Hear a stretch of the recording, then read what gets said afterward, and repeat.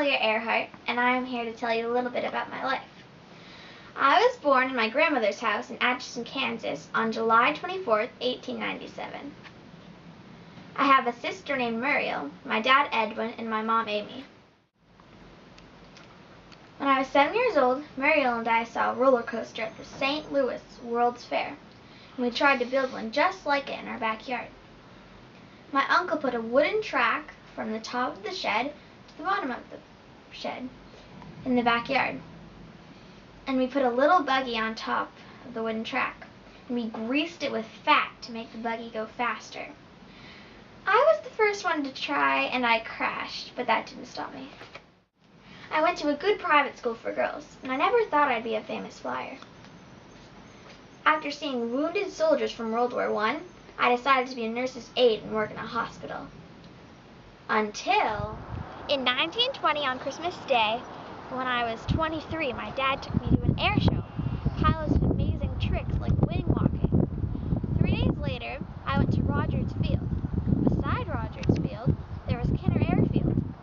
That was where I took my first plane ride. A woman named Nita Snook was my first air teacher. I had to pay $1 a minute, which was a lot. After I had been flying for a while, I cut my hair short and I bought a leather jacket. And I bought my own plane at the Kinner Airfield, and I painted it yellow, and I named it the Canary. On December 15th, 1921, I took a test for my pilot license. It took less than a year for my first lesson, but I still passed. I flew in several air shows, and I broke many height and speed records. A man named George Putnam offered me a job to be the first woman to cross the Atlantic Ocean.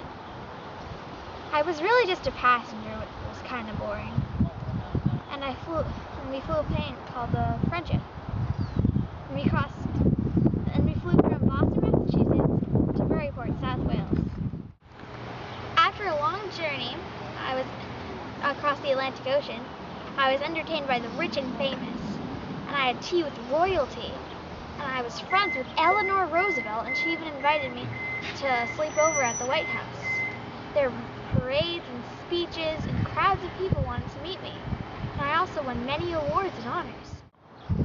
I married George Putnam on February 7th, 1931. George had grown kids, so I wouldn't have to take care of them. I didn't want to get married, because I wanted to be free. Soon after, on the same exact day, I had flown as a passenger across the Atlantic Ocean, except 5 years later, I wanted to prove to myself that I could fly solo. And I did it. I was also the first woman to fly across the Pacific Ocean. I flew from Honolulu, Hawaii to Oakland, California. I may be the most famous pilot in the country. After that, I became a writer, a speaker, a fashion designer, and an editor for Cosmopolitan magazine. Made me more eager to try new things. Made me want to try to do an around-the-world flight. I would be flying a plane called the Electron. On March 17th, 1937,